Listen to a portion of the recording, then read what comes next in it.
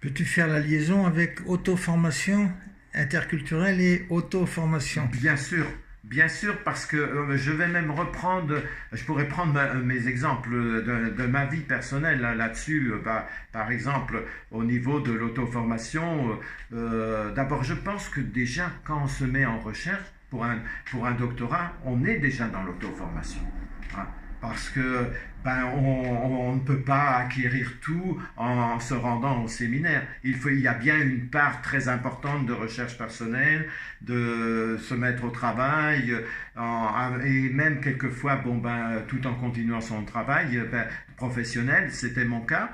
Mais finalement, il y avait des interférences, il y avait des liens.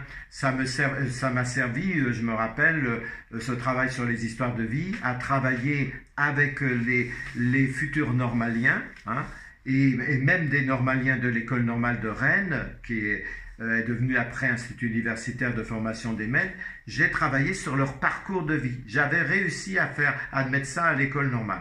Ça n'a pas été facile, mais j'avais réussi et j'ai fait un article en portugais qui est paru dans la belle revue des sciences de l'éducation à Salvador de Bahia avec Eliseo. Et Ernestine, mais c'est de l'auto-formation. À tout moment, déjà, elle se met en retraite, elle apprend la boise. Et elle l'apprend, apprendre un instrument de musique, c'est un travail quotidien. Ça demande de l'énergie et même oser dire des contes en public, oser passer sur scène et dire des contes en galop, franchir la rampe comme on dit, hein, c'est pas évident. Et ça aussi, c'est quelque chose qui s'apprend progressivement et qui fait partie qui a des liens avec l'interculturel, parce que c'est ça, la reconnaissance aussi que des gens, des élus du coin dans son travail, c'est lié finalement à ça. Et puis alors le summum, elle a eu un livre, déjà j'ai tenu à ce qu'il y ait son nom, hein, parce que justement nous étions dans cette dynamique auto-formative tous les deux, mais aussi elle a écrit suite à cela, à l'apparition de ça, un livre de poésie en gallo qui a été publié en gallo. Et donc on voit bien la dynamique auto-formative, hein, que cela entraîne, parce que faire la démarche d'écrire en gallo à cette époque-là, ce n'était pas rien, hein.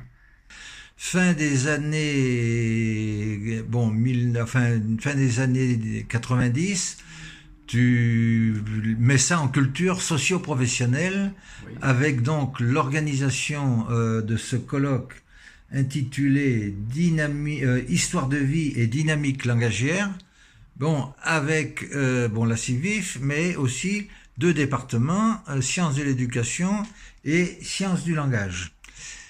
Peux-tu nous raconter un peu cette mise en culture interdisciplinaire? Oui, alors c'est très important à l'université, quand on le peut, de faire des liens entre des disciplines, surtout en sciences de l'éducation, puisqu'en sciences de l'éducation, justement, dans l'éducation, on est amené aussi bien à travailler sur la langue que l'histoire, etc. Donc, moi, ça m'a toujours tenu à cœur, du fait de mes origines aussi dans mes travaux de recherche universitaire, puisque j'ai commencé en linguistique, hein, et que le poste que j'ai obtenu après concours, bien sûr, comme chaque fois à l'université, hein, c'était le département des sciences de l'éducation. Il n'y avait pas de poste à ce moment-là en sciences du langage. Bon. Il était intitulé sociolinguistique ou pas? Non, le poste non, il a été créé. En sciences de l'éducation, sciences de l'éducation, il y avait pas de titre. J'ai eu la possibilité justement de le créer comme je voulais, et d'articuler justement la sociologie et la linguistique, mais bien sûr dans le cadre de l'éducation et de la formation. Donc déjà là, c'était la première des choses importantes à faire, ces deux articulations, parce que jusqu'ici, en sciences de l'éducation à Rennes, mais dans d'autres lieux aussi, on ne parlait pas de linguistique. Il y avait surtout des sociologues et des psychologues.